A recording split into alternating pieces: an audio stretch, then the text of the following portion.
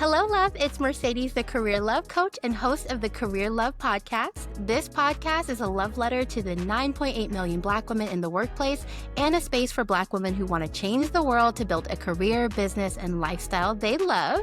Today, we're talking about Black women in tech. Okay, this is so exciting. So this episode is for the current and aspiring tech queens who are ready to truly leverage their 9-to-5 to create financial freedom. And I'm so excited to introduce Amanda Henry. She's fabulous. We met through, I get to say we met through a mutual on TikTok. You know, that feels like a little flex. You know how the girlies sort of say they mutuals?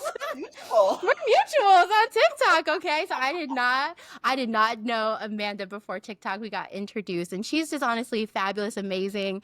She definitely feels like part of this community. I'm always encouraged by her. I'm always inspired by all that she does. So I'm really excited to just, introduce her and you, but also just kind of talk about her background, because it truly is inspiring all that she's been able to accomplish. But a little bit about Amanda. She is a senior learning and development professional by day and founder of Living in the Abundance by Night, which is a platform that educates and elevates young professionals transitioning into adulthood on the art of navigating the corporate workplace with their personal finances. So we have so much to talk about, so much. But we're going to be, overall, our topics today are just kind of learning a little bit more about Amanda's career path. So she's in sales enablement. I thought that's really just such a cool career path that a lot of people don't know about. And I know there's a broader structure to that too, about kind of where you sit in an organization, but really exciting. And then also building and leveraging your 9-to-5 to build wealth. I think a lot of us feel like that's not accessible to us. We really can't build that type of wealth, going to clocking in, clocking out. We have to build a business. We have to do all these other things. We have to have rich uncle, whatever that is. And so lastly, also, we're going to be talking about that in connection with financial literacy for Black women. So I'm really excited to introduce you to Amanda. She is so amazing. So I'm going to let her share a little bit more, about herself professionally and how living in the abundance became to be. Yeah, go for it. Oh my goodness. First of all, I love you so much. Just thank you for having me here, and thank you for creating this much needed community, because for us Black women in these corporate spaces, we go through a lot. And so honored to be here with you all today. Hello to everyone. My name is Amanda Henry, and my journey to financial freedom and navigating career success has been wild, but an intentional ride. I am a wife, a mom, an eldest daughter, an Aries if you're into all of that, and I am all of the stereotypes that come with that. But I'm also a proud first-generation college grad. I went to the University of Pennsylvania, the Wharton School. And I'm a woman who just believes in not placing limits on what can be achieved. Professionally, I have a thriving corporate career, and I've played into this role of being a Jill of all trades. So background in marketing, data analytics, sales, and now the sales enablement and learning development space. And during that journey, I paid off over $65,000 in debt, and I'm now on my way to achieving financial independence in my 30s. I know Black doesn't crack. Don't try to guess my age. It doesn't and doesn't. I even started saying, I'm like, how old am I? And child, my birthday is No way. No, y'all guess how old we are, but we are still going to achieve that. And all that to say, during the past 10 years and being a professional and navigating the workplace and the money that comes with it, I've come to realize that you can still have an abundant life, even as a 9-to-5 corporate employee, a 9-to-5 baddie, or what I call my community, corporate queens, kings, and royals. So excited to be here with you all today. Yes, I love that. That is so empowering, because I'm over here love means you're kings, queens. I love this collective energy. This is a beautiful thing. Yes. Okay, so we have a couple of segments, and so we're really gonna start off with that career element of this, because I as much as I want this to be about tips and understanding and growth and learning, I really want it to also be about discovery. So I want this to be able to be a space where Black women can kind of come and get exposure to other career paths that maybe they've never heard of, or they were that's a career path, which was totally, why I was excited about talking about the sales enablement thing, because I just know Black women love training. We love education. Listen, okay, we do. We love a degree. Okay, so maybe we don't need the degree. Maybe we need some training in the workplace. Just racking them up. We do, and it's You okay. do. I love I that like for to. us. We're so educated. But you know, it's needed. Hello. It is. It really is. And it's like, we're like, it is cool and it is amazing to be like so connected to development and growth. So yeah, let's get into it. So tell me a little bit about like what you do now, and your path to becoming a senior learning and development professional. Yeah. Yeah. So as I said, I was fortunate to be a Jill of all trades. And so my first role was actually at a place called Verizon. So you're welcome for your telephone services there. And I interned there in this team called Operational Excellence. Had no idea what that was, but essentially, how do you make a business run more effective? And then when I returned full time, I basically got kind of thrown all the way around. I did marketing for a little bit. I learned project and program management, data analytics. And throughout this time, I always had a passion for giving back and helping folks. And so I actually volunteered in the Women at Verizon Employee Resource Group. And that was my first exposure to the power of coaching and mentorship and being very proactive with your professional development. So I've always had a passion of paying it forward and giving back, especially in that environment, which was the true personification of corporate America. Very old, very corporately, very male and white, so to speak. And so being me, the complete opposite of that, young, fabulous Black woman, like you needed to find that safe space. And so I got involved in creating these different programs and trainings and then transitioned over into my current role in the tech space where I actually joined originally in sales. And so I got to see the frontline experience and I realized there's such a huge gap. We all have different styles in how we relate to humans. And at the end of the day, no matter what you're selling, you are selling to another human, a human that represents the interests of that company. And so during that time, I actually became the mentor and volunteered to coach folks. And throughout the pandemic, like so many people, you have that pandemic life crisis. What do I want to do next? And this role opened up and it was a perfect fit. I actually thought it was too good to be true and put the job offer on hold for like 2 weeks and interviewed a few other places. And then I was like, God, okay, I'm supposed to get the desires of my heart. So I went for it and I've been in this role since and it's been amazing. Oh, I love that nugget. I'm supposed to get the desires of my heart. Because that's all about like the Career Love brand and the message, right? Of like we do get to do things that we love, we're excited about, and I know because we deal with a lot. I'm not gonna minimize. I'm not gonna gaslight. We deal with a lot where it almost seems like if we have this really great thing, like, is it real? Like, is this real? It's real. Like, is it my role? Like, yeah. And I say I'm fortunate to literally do a dream job if there ever was, because this was something I was doing for years on the side for free. So I feel blessed. Yes, it's that idea of like monetizing or getting paid for your gifts, right? And a lot of times we think that we can't. We can absolutely do that.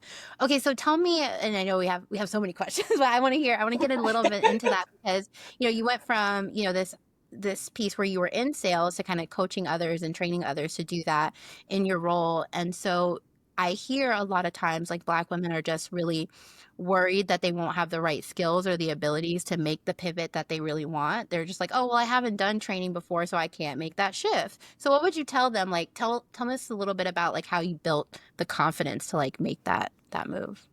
Oh my goodness. So I had a mentor who literally were having coffee and he just told me, it's like, Amanda, nobody knows what they're doing.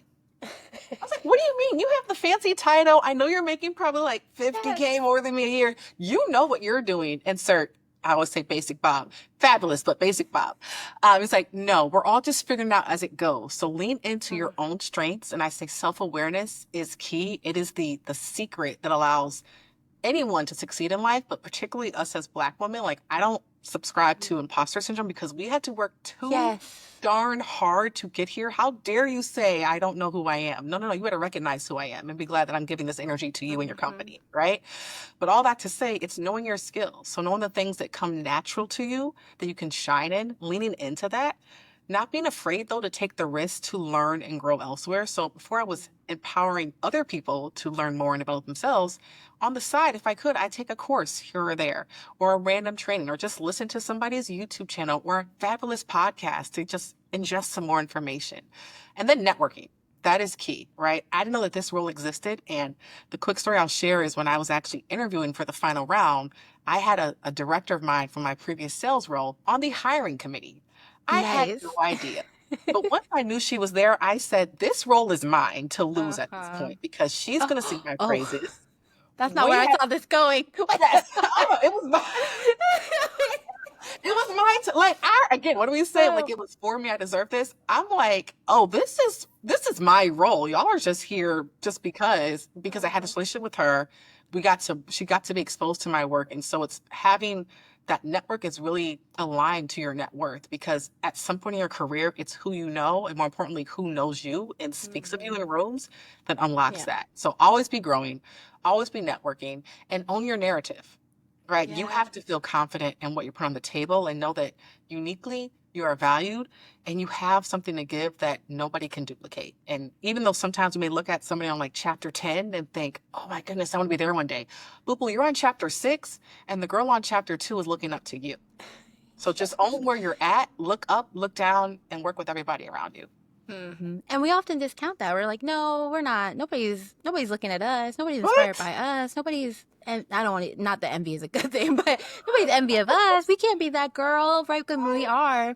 And a lot of times, I talk about that too, of like, we don't spend enough time self-advocating for ourselves because it feels unnatural, but it's like really we do have to get comfortable with that because that self-advocacy allows other people to see you in a light that's different because you're communicating that to them, and we assume that people are going to see that, and it's like, no, girl, we have to have these conversations.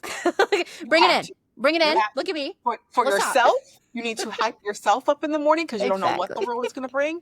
And these workplaces, like your work does not speak for itself. Like even if you have the most visible project that the VP is sponsoring, you are probably doing a lot of things that make transformational impact. But if you don't package that up, get in front of the right people, you're wondering now, why did I get that promotion? Why is my raise only 2%? But Basic Bob, I always like Basic Bob, he's getting 10%. Because Basic Bob is talking about the basic things he did. And he's getting cheerleaders like, go Bob. I'm like, but Bob, you did 2 things. I did 5.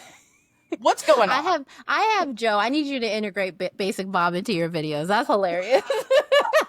I need more Basic Bob. Like, you play Basic Bob. I might take like a stuffed animal for my son. This is Basic Bob. Basic Bob. Okay? And look at you. That's part of and the brand now. Come I've on got now. Joe. You got confident. Basic Bob.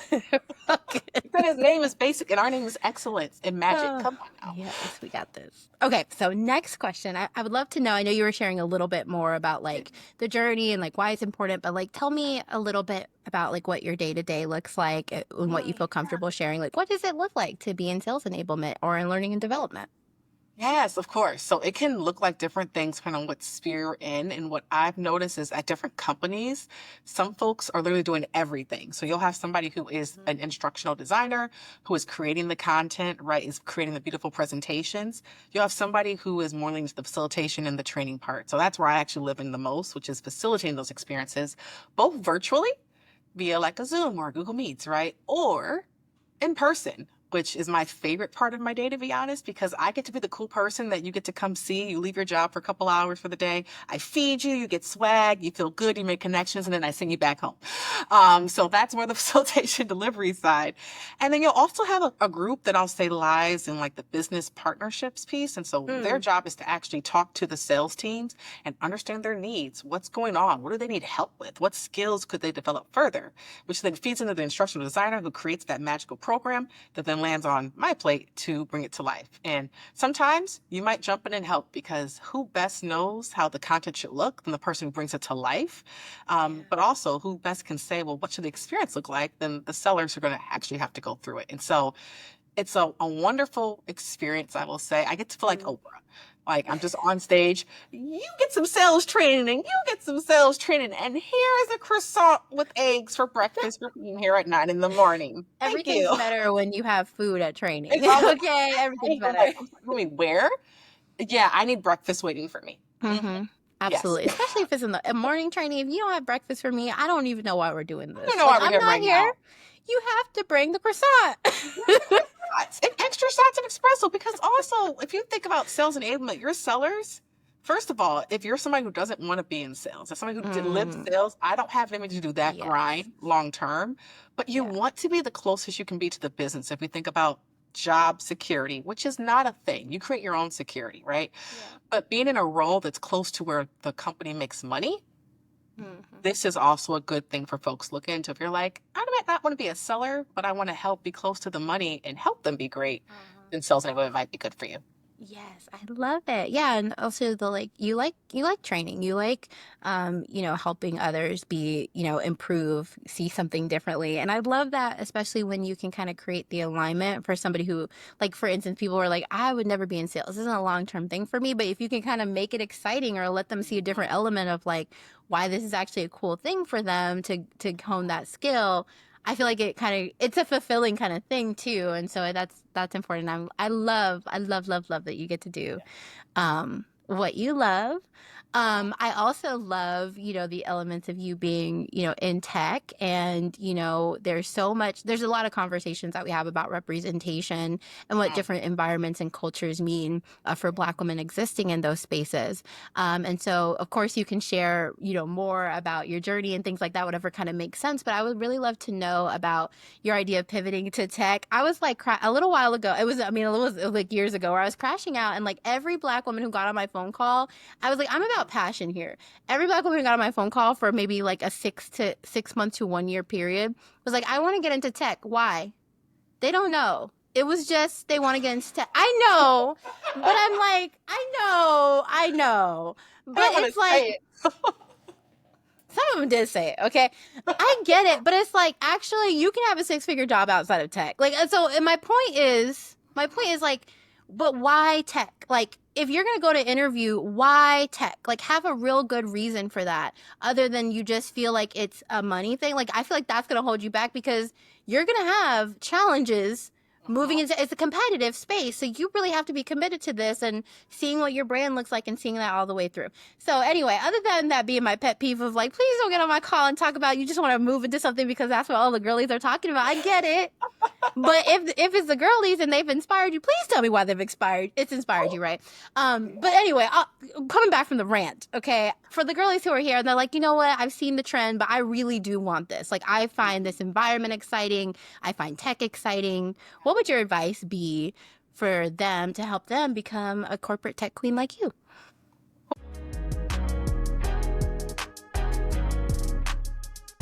Of course, you know about the Career Love podcast, but do you know about the Career Love community? The Career Love community is a safe, inclusive, and warm environment that I created for Black women who are working on their big career, life, and business goals.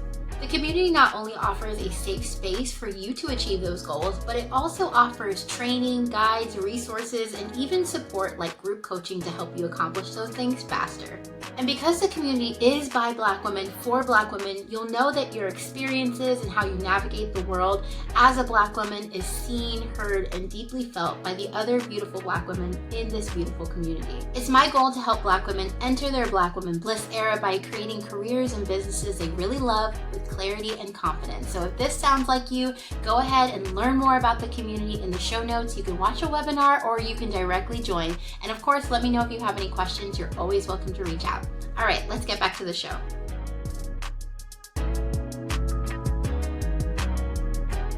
I mean, it's funny you say that, right? Because I have mentees who, when they enter into their tech companies, that might be their first job.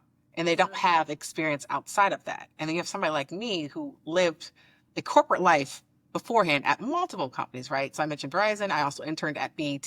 So thinking about like the Black corporate experience, that was actually my first big girl internship.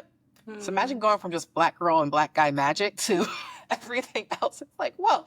I also interned at Disney too. And so all of that to say, working in tech, what's really differentiated and why I would encourage it is you do get to see the magic behind what we experience every single day. Like, I grew up using Google to literally learn and like do things for my college papers, like Googling everything, Googling the reports, et cetera, right? Grow up, I don't know if we had Verizon in my house, but like we had one of the big four. Either way, I need my minutes after 9 p.m. and all exactly. that. So, growing up, and then also when Scandal and like, TGI, was it TGIT, Shondaland was on the air. That's when I was interning at Disney ABC Television Group. Oh I my want to say gosh, like 2 or 3 of Scandal. And so for me, it's about working with brands that I care about and that impacted my life in some way, which is a great hint speaking point in your interviews of why you want to work with them. That There they you go. right? Tip number one. Yes, it's making the connection to you. Again, you're trying to get a human to buy into what you can bring to the table. But in addition to that, getting very intentional on, to your point, where you want to work and why. So what is that story, that connection? Getting and building connections with folks who are already on the team, right? If you can have that connection. And I mean, I know for some folks, my extroverted queens out there, even looking at folks who graduated from the same school as you, or maybe who grew up in the same neighborhood, like just some form of connection. I know in this technologically driven era, we think we're so connected. We're not. Okay. We have all these followers and things, but like, who can you call to come through? And so building those connections, tailoring your resume, right? Don't let technology stop you from your next opportunity because you didn't learn how to work with it. And then lastly, again, your skill set. Like, it is a very competitive market. And I don't say that to make people feel discouraged on what's possible. Anything and everything is still possible because people are doing it each and every day. Yep. However, this is not the market where you're just going to skate on by, right? Unfortunately, so many of my fellow tech brothers and sisters, like we saw what tens and thousands of people getting laid off, majority of which are probably really great top talent. And so just hitting the bar is not enough. It's actually about exceeding it. But again, as Black women, we have always had to exceed the bar anyway. So we're just going to show up like it's a regular day. Okay. But yes, make those connections, honing your skill set, get familiar with the team or the tech company and the tools that they utilize. And then you just got to hit the ground running. But also, to your point, know that there are other six-figure jobs out there. And once you get in here, you're going to be navigating a different type of corporate America. So I want to give us time to talk about the financial freedom stuff, but I feel like it would be a misstep for me to not ask you this. So maybe we get one so we don't go out, because there's like a lot of challenges. All the challenges. How many? What, 10, 12? But maybe, no. Just kidding. Stop it. Dear diary, these people today. No. And we have about 15 diaries over here, okay? But give me maybe one challenge that you face in your career, and maybe one thing that you did to overcome that. That's really not a fair question, but I believe so deeply in your ability to answer this. You said, give me one, but knowing you're going to fit 3 in there somehow, okay? Got it. Yes. Why am I getting emotional? Because we go through so much. So, and you can't always let them see that. I'm going to say owning my excellence. And the story I'll share is early on, again, working at Verizon, very corporate old white boys club, just what you think of when you think of the corporate America system, right? We're humans in the system. Myself, and I had a male counterpart, twice my age, old white guy. He was amazing. And I will just say, for what I've noticed for a lot of Black women, white men tend to be like our biggest advocates in the workplace. So he was amazing, my partner in crime. We're doing a quarterly business review, like presentation to the stakeholders, the numbers, red, yellow, green, let's go, right? And the morning of, we decided to switch speaking roles. So I was going to close and he was going to open. We switched, so I opened and he's closed. Nice. Same talk track, because we're going to start ourselves up for success. I present my part, and I am getting hammered with questions left and right, like just boom, boom, boom, boom, boom. And I'm like, why are you so mad on a Tuesday? Where did this come from? My partner? We know, we might have some ideas. My partner goes and he does the second half that I was supposed to do, right? Crickets, that was amazing. We're going to use the name Basic Bob. Oh my gosh, yes.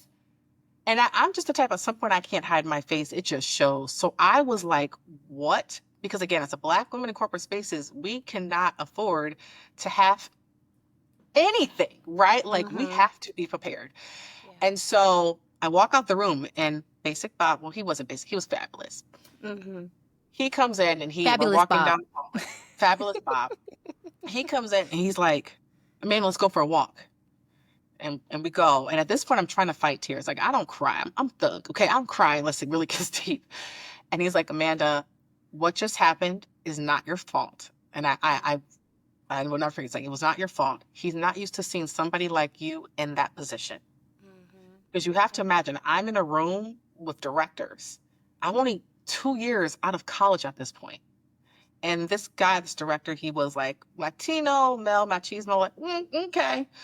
And he just couldn't handle that. Like, I was commanding the space. And little did he know, I was also taking the same presentation and presenting it to like VPs in the company. Yep. Actually met the CMO, worked with the CMO a couple times. So it's like, and so one, I learned the power of having your personal board of directors. Like, again, fabulous Bob here, having my back was everything to validate that I was not going crazy in that moment. but also reaffirm that I need to still own my excellence regardless. If they can't handle it, that's their problem. Because at the end of the day, the statistics already show that when we have diversity in corporate spaces, we have better products, better services, right? Better outcomes, more revenue. They care about money so much. You need us there to help make you money because we drive the culture forward, period. And that was a tough lesson to learn, but I never doubted myself since then. Yeah. I love this story because, I feel like for a lot of us, and myself included, I had a fabulous Bob. Yes. I I would take a bullet for my fabulous Bob. Come Like, I on love now. that man. Okay. Yeah. I'm not telling him that though. You have to watch the podcast. But no, I really do love my fabulous Bob in the beginning of my career, who very much stood in the gap for a lot of those things and like really defended me. But I feel like in that time, a lot of us, and I even in that moment, a lot of us don't understand the dynamic, right? We actually internalize that and think that there's something that we did that was a misstep. And I feel like it's so sad because a lot of us will go 5 years, 10 years, 15 years in our career, and then I land on their For You page and they're like, wait, this is a universal experience, and so thankful for you. I think that's probably defined, right, our careers. I mean, different ways, obviously, right? But like, because we were exposed and understood that a lot earlier, and I think more of us need that understanding in that space. You know how we talk, we have the black talk, be safe, here's what you do when we need that for the career. We need that for people who go through careers a little bit earlier, because it does do a lot of trauma, right? Like if you didn't have that space to kind of have that conversation and not also be gaslit, right? It's like, oh, well, only black people are talking about this, right? So it must be really, it's just in the community, like, but to have somebody else outside your community, like, recognize and validate that for you, that's really a powerful thing. So, oof, And so wow. needed. Like, I wish that for all of us because, like you said in that moment, if he didn't do that, I don't even know if I would be where I'm at now because that was what would have so defeated. Yes. And It's like to our it's a allies canon out moment. there, right? Like, stand with Black women. We will not steer you wrong. Most times we're trying to save you from yourself because we want everybody to make it and be okay and succeed. We know what it's like to have to literally work, not even 2 times, not like 10 times as hard, just to have a seat at the table to to to bring that table up to where y'all say y'all want it to be, but y'all aren't capable of getting it there without us. But y'all don't want us there. Make it make sense. Make it make sense. Yeah. It's like, whatever. I don't care what has to happen, but I'm not going to see you advance. I'm like, we need it. Really make it make sense. Make it make sense. Whew. But that's a beautiful thing. I'm glad you shared that. You did put more in there, but that's she said, I'm a trainer. We got to put a I lot got in. something to say. But either way, we're going to focus in on the financial freedom now, because I know you were all about financial freedom. We had a really good conversation a couple weeks ago. It was a week ago. It might have been a month, more than a month ago now, but whew, life. But just talking about our journeys, and I like, I said at the beginning, I'm just so inspired by all that you do and all that you teach, and like you're you just have an amazing lens and perspective, because I feel like a lot of the times there's financial training that's really around guilt, right? I'm like, oh, you can't do that, and that's the coffee, and Can't da da have the da. Starbucks. You can't have the Starbucks. I know, right? I have Starbucks at home because where the nearest Starbucks is forever away. But I do got some cute little local coffee shops I'll go to.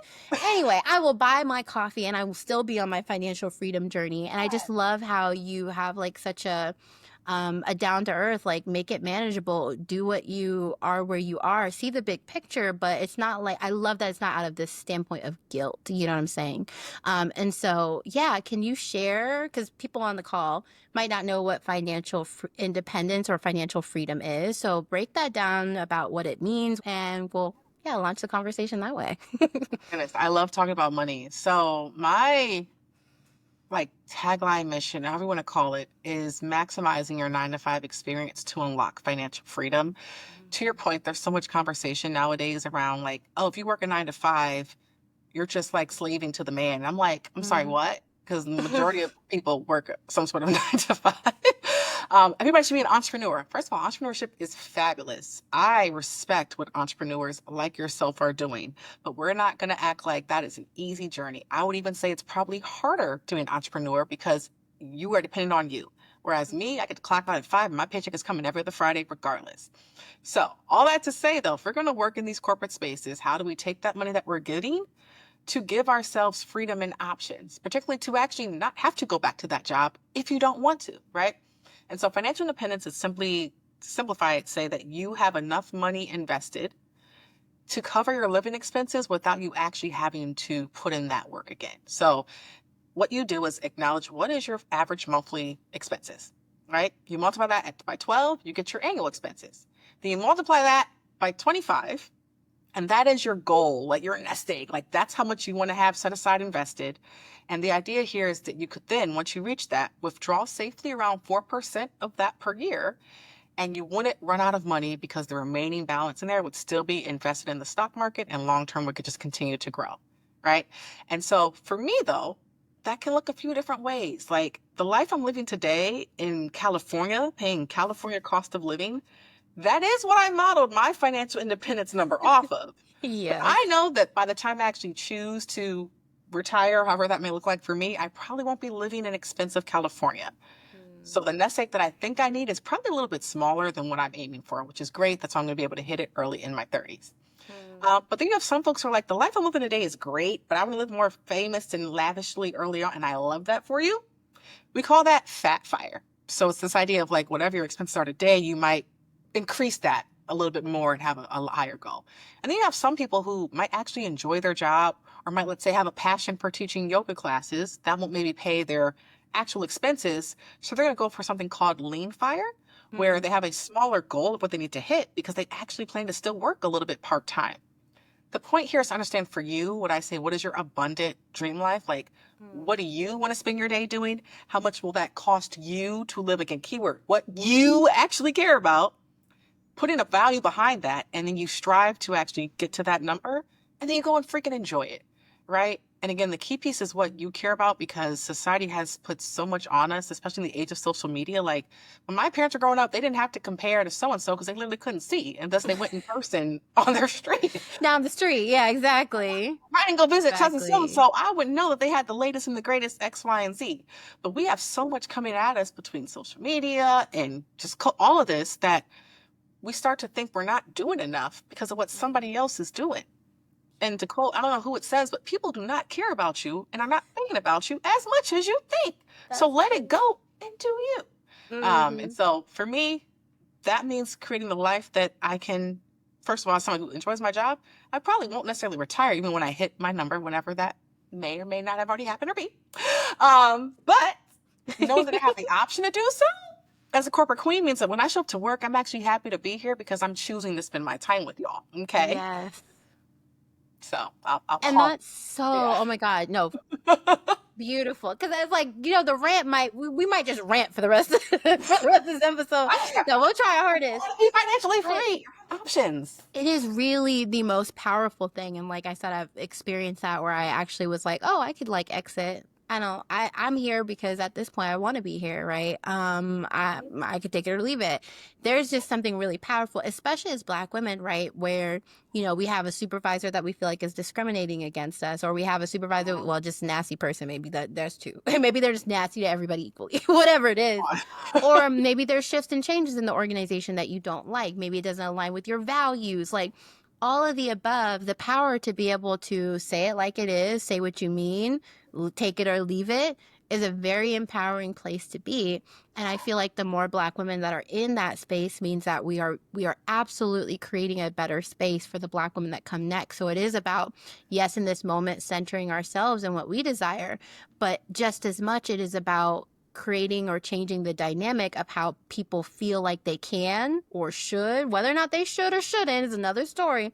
But treat Black women right. And I just, anyway, that type of freedom, I need more of y'all to taste it. It's a beautiful thing. it's a very powerful thing.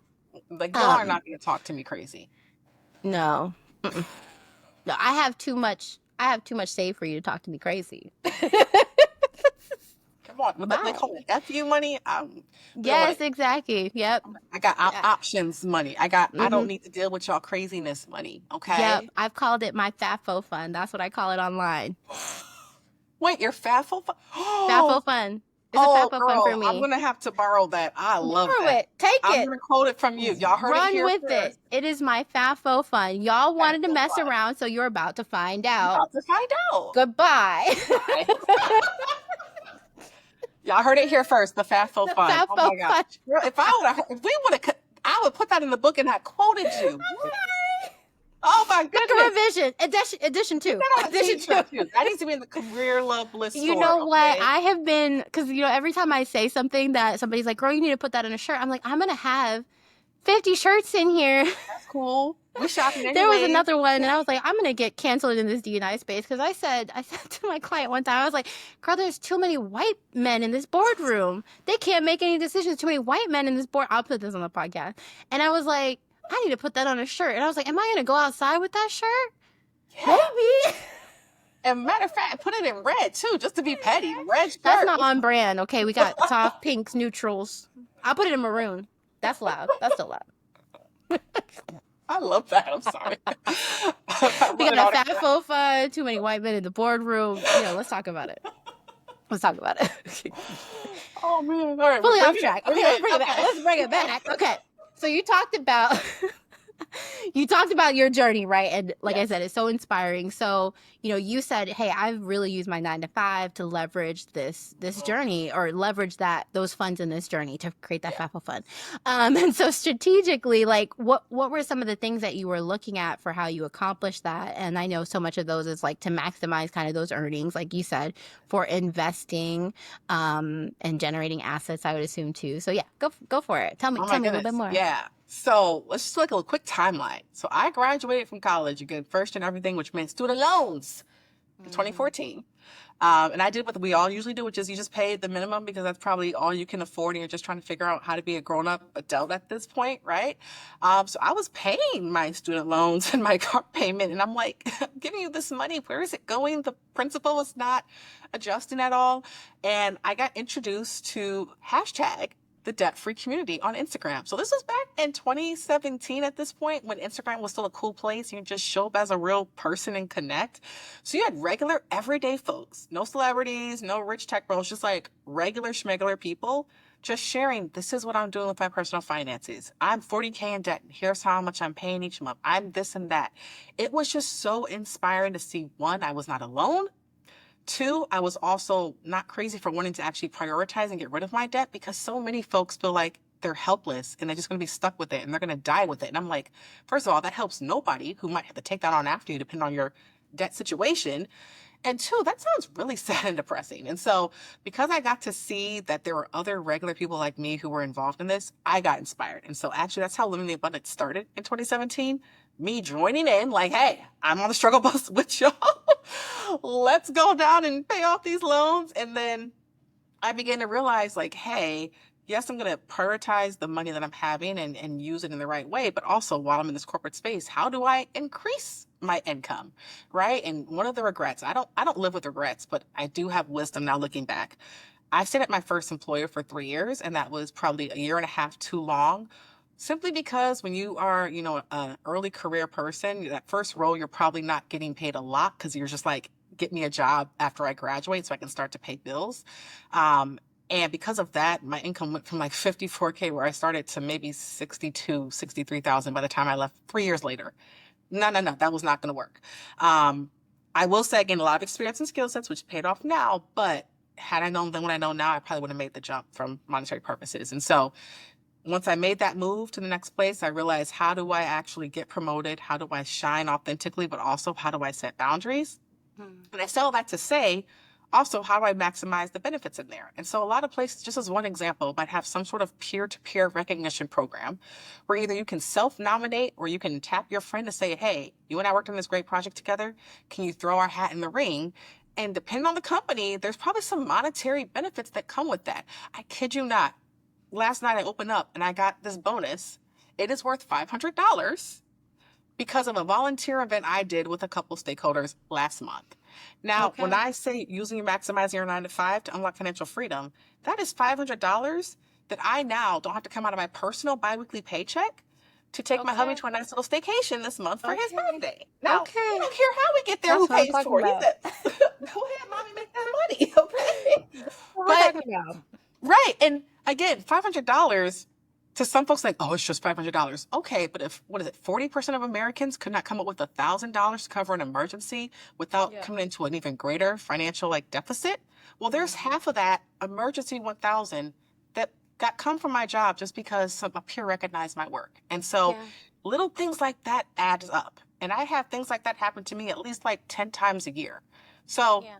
that's just one example. But to get back on the track of like how we leverage our paycheck to build wealth, it's one, getting paid with your work. So making sure if you need to, that you're advocating for yourself, that you're getting those raises, your promotions, that you're job hopping to see that bigger jump, especially if you're early in your career.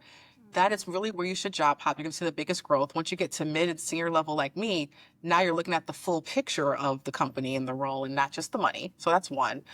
Two is something I call creating your prosperity plan, which is my way of saying your budget. And it is inspired by the queen herself, Missy Elliott, and her song Work It.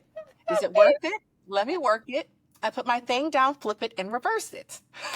And what that stands for is one, what are you working with, which is what is your income, getting clear on all the sources of income. Two, where do you want and need to work it, which just means what are your lifestyle expenses? So, what are the bills you have to pay, and what are the things that you desire to bring in that just give you joy? How do you want to work it, twerk it, which is what we call your abundance accelerator. And so, this is the gap between the income and everything you want to pay for in your lifestyle. What's there left over, or that you're going to carve out in the beginning to go towards your goals? When do you want to work it? Which is all about establishing smart financial goals, whether it's saving for your emergency fund, your FIFO fund, investing, etc. And then the last one is how are you going to keep working it because it's worth it, which basically means what is your investing plan to actually achieve financial freedom? What accounts are you going to contribute money to? And then when that money goes in those accounts, what assets, such as stocks, those individual companies, or index funds or ETF, a collection of companies that have a very specific theme, are you going to put that money in to then build that wealth for you and literally work it for you? So Yes. doing all that together for the last, oh my gosh, it's 2025. So 7+ years, Mm-hmm. we're working it and it's been worth it. Okay, Miss Framework. I love it. We love to see it. It's a You gotta keep it process. simple. It shouldn't be complicated. Yeah. I said that building wealth and investing should be as simple as building your favorite playlist. That's how I teach investing. So. I had another episode on this same topic that I talked with my mom, and I talked about, like a lot of times it really is that simple thing. We think that if we don't have this whole, major investment, or we can't set aside $500 or $1,000 per paycheck, that we're not going to do anything. And one of the things that was so helpful for me was just having a way, that prosperity plan, to your point, right? Of just figure out where my money's going. What am I doing with it? Right now, oh my gosh, you know what it's like to go from being in a standpoint. It's not even that exciting. I get excited about it, but it's really not. Like, I'm a hype you up. I get excited about it, but like it's really not that big of a deal. But I honestly get so excited when I get into my you need a budget like every single week. Oh, yeah. And I say that because I used to be in a standpoint. It's so exciting to me because I used to get just terrified anytime I had to log into my bank account, anytime I had a budget. Like it was truly a very triggering thing for me to where I am today. I was just saying, oh my God, I get to log into you need a budget. I get to see the money sitting there. Oh my God. Yes. Come on. Yes. And I really do. That excitement is very authentic. That like I really do, because you're like, oh, I'm about to say this big thing. It's like, no, like that, even that little piece of freedom of like not having the dread or the anxiety because you're making moves and you're making changes is really so important.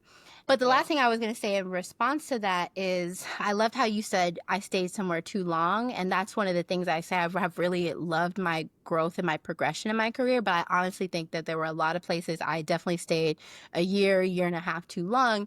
And when you think about it, and even in those spaces, I was getting pretty good raises for like early career. But in those spaces, I hear a lot of Black women just get really, they're like, I can't job hop. I can't be in another job every year. And I was like, okay, but there's people who job hop every year. They're getting more pay, da, da, da.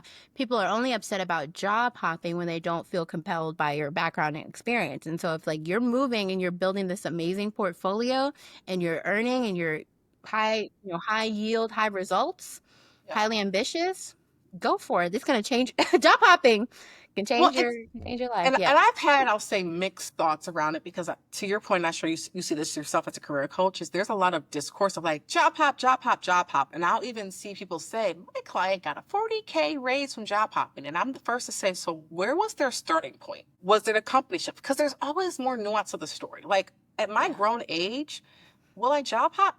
Potentially. But I also have other things that I'm balancing where I can get an offer tomorrow. I said that confidently in this job market because even though Yes. I've gotten job offers, right? I You can have see an what's out there. amazing background, of course. However, even in places where I've gotten 50K more, right? I'm like, okay, 50K that's a lot of money, but relative to my current position, how much work are they going to require of me, right? Yep. In my life as a wife and a mommy who really just wants to get paid the most to work the least so I can be on vacation on somebody's beach, put that on a t-shirt. And to love what you do. And to love what I do, and to actually have a non-micromanaging, supportive, fabulous Bob as a manager and great peers. I'm like, when you get more senior in your career, when you job hop, the whole package has to make sense. Yes. And for me, where I'm at, and I say this not as a bragging piece, I'm not moving anywhere for less than $500,000 at this point in my career, based off of what I'm currently making and everything else. Because if you're going to stress me out, them coins need to be coining. They need to be very coiny. Mm-hmm. But what I have noticed, I guess that's the trend, is that for career coaches that do push more of it, and if I look at their track record, they're more early to mid-career, and that's fine for their audience. So true. Because that's who they need to be job hopping. But when you get to a certain point, you should be making your decisions less about money and more about what complements your freaking life. Because unless you plan to be a CEO one day, you're not working this job to be here forever. But that is why, again, the financial freedom piece and knowing your financial independence goal and number is so key, because you'll likely realize, I don't even need to do all this extra. As long as I'm hitting my abundance accelerator number, I'm investing X amount. I finished my financial goals by, March 10th? I'm done by my birthday in April, typically, which means the other rest of the year, I'm just turning up because I've gotten all of my stuff out the way and I give myself permission to live and be free. Yeah. In abundance. In the abundance. In abundance. I'm on somebody's beach 3 times a year. Enjoy that beach. Okay? Yes. And I love what you were saying, right? Because, you know, a lot of times people are like, there's so much advice online. There's so much this. There's so many coaches. There's so many whatever. And it's like, you know, part of it, yes, is discernment about like, you know, what you're seeing. But I think the other part of it is like, does this actually align with you, right? Like, does this advice like align with who you are, who you want to be, the life that you want to live, which is why I very much talk about this podcast as like this career, business, and lifestyle in a way that allows you to enter your Black Woman Bliss era, like be who you are, live your best life, however you want to define that, right? Black Woman Bliss is unique to all of us, but like, what does it look like and how are the moves that you're making financially in your career all in alignment? And that very much makes a difference. We encourage people to make these moves. We don't prepare them for actually having to do the job when they get there. And that's why I say for me, the lane that I run in is not the before. Like I can do a mean resume and we can get your interview skills together, but there's enough people doing that, more power to them. I am your big corporate sis to help you once you're in the role. How do you navigate it with ease, right? Because you have folks, I would say there's a difference between being busy and productive. And a lot of folks think they're top performers, but they're just really busy doing grunt work that nobody cares about or is checking for. And then you're burnt out. And now you think you're in a toxic environment. And sometimes you are, but sometimes you might be creating your own toxicity. You have to take accountability. Yeah. And so how do you actually, while you're in that job, before you job up to the next one, make a big enough impact that you have something to say? Because eventually when you get to my space, rest in peace to my space, when you get to my space, I was like, oh, my space, how much we love you and need you right now. When you get to this point in your career, again, people need to want to work with you. And if you haven't actually proven your impact, which usually takes probably at least 18 months to get to mastery, at some point the job hopping is going to run out. And that's the part that I think people need to recognize both sides. You need relationships and you need to actually own complex projects and things if you aspire to keep growing up the ladder. Again, the choice is what's in alignment with your goals. Yes. I love that. If you don't know why this is important, if you don't know how your role connects, right? We often kind of go through this cycle. And so I don't even remember which client this is, but I was having a conversation and I was like, well, did anybody ask you to do that? Yeah. And she was like, no. Oh. I was So like, well, you're doing stuff that nobody asked you for. Like, that's why it's causing friction. And I get that you think this is important, but if you talk about your trajectory, like from an from a strategic direction, this isn't what the organization needs. Now, I think one of the things that has made my career be successful and why I have such a strong personal brand is being able to say like, I really am good at identifying needs of like, what does my leader need? What does the department need? Not from what I think they need, but what has been understood or communicated about those goals and able to like align those things. And I think that's absolutely relevant to what you were saying, right? Because those are the types of things. Identifying that kind of need is what's going to get you that promotion. Identifying other kind of needs because you see all the issues, that is not going to get you promotion. That is just going to, unfortunately, have you be the angry Black woman, the difficult to work with, the blah blah blah. Which, at the end of the day, you could be either way. Because whatever, right? I've been labels, both, but yes. life.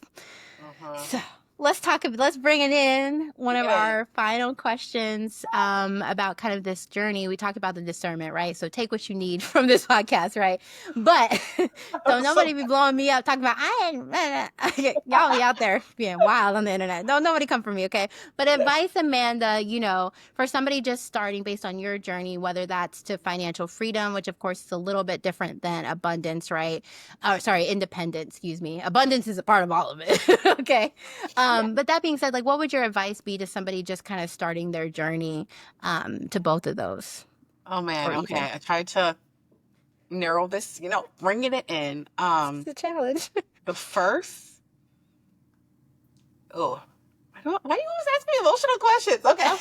Okay. You could cry. It's a safe The space. first one, we do have to acknowledge that our money beliefs and mindset and attitudes do stem from what we experienced growing up. So whether you grew up in a household where like all of your needs were met, or if you grew up in a place of poverty or somewhere in between, the representation of how your parents or guardians dealt with money properly or were a hot mess with it, all of that will feed into your baseline. And so one, give yourself grace for wherever you're starting from and know that where you start is not where you have to finish if you don't like that story as is, right? So that's one. The second piece is getting clear on your numbers. Again, working your prosperity plan. If you don't like how much income you're making, and we all want more money. Like we all want to get that $1 million a year. Yes to everybody, but realistically, okay. So wherever you're at though, taking a look at how much you're bringing in and how much you need for the life you want. And I would say there's tiers to my abundant life. Like right now I'm in like tier 2.53. End game for me is tier 5. So Wait. That's very specific. That's very specific. Because here's the Okay. thing, right? So for me, like when for one example, my student loan, like debt snowball as I was in the thick of it, my minimum payments were like $818 a month between my loans and my car. And so back then I said, when I get free, 500 of that dollars is going to be my new travel fund, right? Hence the connection earlier with hubby's birthday. Oh, but job's going to give me 500? That's back in my pocket now. So that was tier 2. But like, tier 5 is like, I got an extra 2K a month to be on somebody's beach in Aruba. Okay. So acknowledging where you are today, right? What is the next level of it? But also we have to go backwards. If stuff hits the fan, which life can happen, how much do you need, like your bare bones budget? Getting that just gives you space to breathe. And then if you say, okay, based on my income and my expenses, I'm not going to tell you to cut out your Starbucks. You spend your money on what gives you alignment, on what gives you fulfillment. But if you recognize maybe there's a disconnect, you're spending more on something you really don't care about, give yourself permission to not spend there and redirect that money into the areas that you care about. And if that's not enough, which for in this stage of inflation, it might not be, then how do you grow your income? How do you look at, again, your company's benefits? And are there anything you're leaving on the table? And I just mean things like, my family, we love going to the movies. We can get discounted movie tickets. First of all, the movies are expensive. Popcorn is like $40. So if I can save some money. I spent like $10 on a bottle of water when I went to go see One of Them Days. That was really good, by the way, if you haven't seen it. Oh my it was gosh, so good. Yes. Anyway. What? But all I have to say, that money adds up. People are like, oh, it's just $20. It's just $40. Okay, 40 times 4 gets you to 160, and you do that 4 times. Now you got an extra 500 plus 600 in your pocket. The math is mathing, and that adds up over time. And so, figuring out ways to increase your income, your skill sets, et cetera, and all that. And then just making a plan and being consistent, and know that small steps truly do add up over time. For every $100, there were 10 $10 bills. And for every $10 bill, there were 10 singles to get there. It all adds up. And for me, if you need that encouragement, there are free FI investing calculators. So you can see if I were to just put aside $1,000 a year, what would that look like in 25 years? Yeah. And I know there's this discourse, 100K is not a lot anymore. Okay, but if somebody hands me a check for 100K, boo boo, I'm taking it. We're good. Tell me it's not a lot. I will allocate. I will allocate. Now, I might turn down $10 because it's like, it's okay. Bless somebody else with that. But 100K, no. Thank you. Let the Lord use you and put it in my bank account. Amen. So just, start small, go, and then just keep growing. And again, block out the noise. The last piece I will share is early in my journey when I got very into paying off my debt in my early 20s, single / hubby, then boyfriend, going through young love stuff. But I wasn't spending my money on the way that a lot of folks my age were doing. I wasn't like out at the clubs or at the bars. I was honestly getting my master's degree, so I was at home studying. But I remember I had one of my mom's friends literally like kind of came at me for not living it up in my 20s. And I get it, because she's like, if I was young again, I'd be in the big city, da, da, da, da. And I'm like, but sis, I'm on a mission. I'm trying to be debt free. And because I stayed true to myself and blocked out that noise, I'm in a position that people her age and all them can only dream of. And now they struggle it. And so it's like, yeah, it's short-term sacrifice for long-term stability, which it's not even abundance is like, yes, but I just want people to be stable. I don't want people to be 2 paychecks away from homelessness. And that's the part that is the passion for me of like just putting this information out here. I want you to have options to breathe. Life is going to happen as long as you keep living. You might have to make some decisions in the short term to give yourself the ability to breathe for when that happens. Yeah. But we're so focused on trying to keep up the image or thinking we need certain things. I'm like, if we were all honest with ourselves, there was just certain things we would not spend money on. Like there's things we just buy just because we're told that we should do that. And I just want us all to reclaim our own identity and our own joy and our own like desires. Like let's live life the way that we live it, because that's what we truly want for ourselves. And we deserve that. Again, as we open, like we deserve to live fulfilling, abundant lives, exceedingly and abundantly. But it's also on us to receive that and then make it happen. So Amazing. If it was a room, I would be like, I don't want to bust our besties. I'd be back here in the church pews. Amen. I'm a daughter of a deacon. Okay. Okay. All right. So, amen. That was beautiful. I have nothing else to say because you cleared that. you cleared it. Okay. It was a beautiful thing. Let's come back and keep this conversation going. Oh my God. Thank you for having me. Sincerely. Oh my gosh. Thank you. This is such important messages. I think it's a message that not a lot of us as Black women growing up, especially as for me, right, daughter of immigrants, all of that, those things weren't taught, right? And so it's just something that the more that we can get this type of information out there, elevated, understood, accessible, a lower barrier to entry, whatever you want to call it, just to kind of just help more of us move along on this journey. So thank you. This was amazing. As we wrap up, I know that there's just some exciting things that you are working on for living in the abundance. So, girl, give us the tea. Let us know what you got going on, because I'm excited about it. I mean, I know, but I want to know. I gotta do like 10-second tea at this point. No, you're good. Take your time. Yeah. No, but so much is happening. So, one, we have a book coming out in April, actually. My birthday week. It's my birthday book week, which was crazy because who signs a book deal when they have, newborn child and all that fun stuff? Why not add another child to your plate? It makes sense. Yes, but the book is called The Financial Abundance Blueprint, a Black Woman's Guide to Achieve Financial Literacy, Build a Successful Career, and Break Boundaries. And it is my love letter to Black women, to women of color, to first-generation folks, to immigrants, to the LGBTQ community, to anyone who has just felt like they had to work so hard just to be seen, to show up, and to just create options for themselves. And so it is structured like a deluxe album from the 90s, because if you know me, I'm always listening to some Keith Sweat. That's my man, my man, my man. Okay, good people. We Um, good people here. right. The 90s, the 2000s, that's when music still had some feeling to it. And so there's a side A, which is all about navigating the corporate workplace. So the things we talked about earlier, like personal branding and mastering your performance and managing up, across, and beyond. And then side B is all about the money, because once you know how to show up in corporate spaces with ease, right? You're getting 8 hours of work done, maybe in 3. That's your business. How do you take that money and put it to work for you to unlock financial freedom, so you give yourself the option to exit the workforce early if you want to, or to make sure you have a sizable nest egg so you can live your most fabulous life when you do decide to retire. And so it is the only book, from what I've found on the market, that combines both the financial and the career side of things. And again, ultimately to help you maximize your 9 to 5 experience while you're working that job, to help you unlock financial freedom, because it is still possible. There are millionaires next door all around us, and that information should be accessible. I learned things the hard way. I don't believe that everybody else should get out the mud just because I had to struggle. Like, no, I got to chapter 20. You can start at chapter 10 to help move society forward for the next generation. So, Hey, Queen. Layoffs are everywhere. The economy's shaky. The American dream? Yeah, that's been canceled. But through all this uncertainty, some people are still thriving. So why not you? It's time for a new game plan. Truth is, building wealth isn't about escaping the 9 to 5.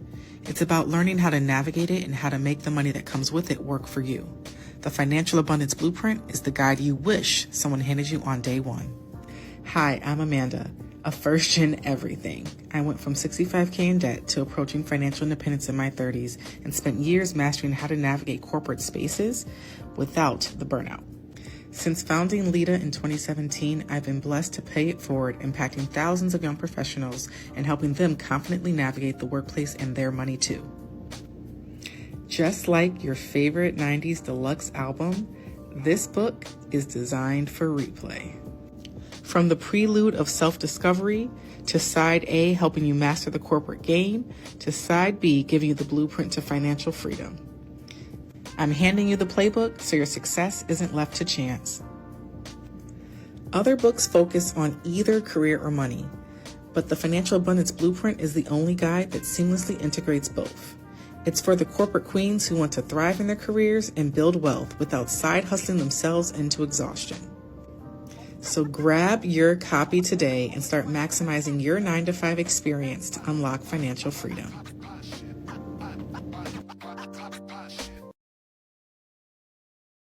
Yes, I love it. So for those of you who are listening, this information will be in the show notes. I need you to go get the I mean, if you don't know this already, Amanda's just a wealth of knowledge. So I know that book is going to have so much goodness. It does have so much goodness in there. I haven't got my hands on it, but I'm gonna go ahead and get that pre-order in. I'm gonna get that pre-order in. Okay, I don't know where to go, but I know you're gonna tell me. Get one from mommy too, okay?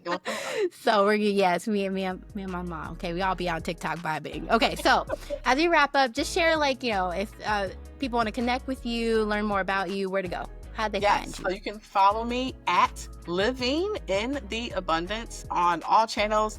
TikTok for the career stuff, Instagram for the money talk, YouTube for the vibes. You can also follow me on LinkedIn, Amanda J. Henry, and my website, www.amandajhenry.com. Yes. Well, thank you, Amanda. This is so fabulous. I'm so excited for this episode. I'm so glad that we were able to do this. I know it's kind of like, we were just like, yeah, maybe we should do this. It'll be great. Because you are the vibe. And so I'm glad that we got to do this. So to our listeners out there, I hope that this podcast has inspired you to take a little bit of action, right? Pursue the career path that lights you up. Even if it's small steps right now, to financial freedom or financial independence. I hope that you go ahead and just do something, just anything to kind of get you on that path. And like I said, more information for all of the things that we've talked about will be in the show notes. So of course, I hope you leave this podcast to begin and to move forward in entering your Black Woman Bliss era. I encourage you to subscribe and share this with another professional sister in love.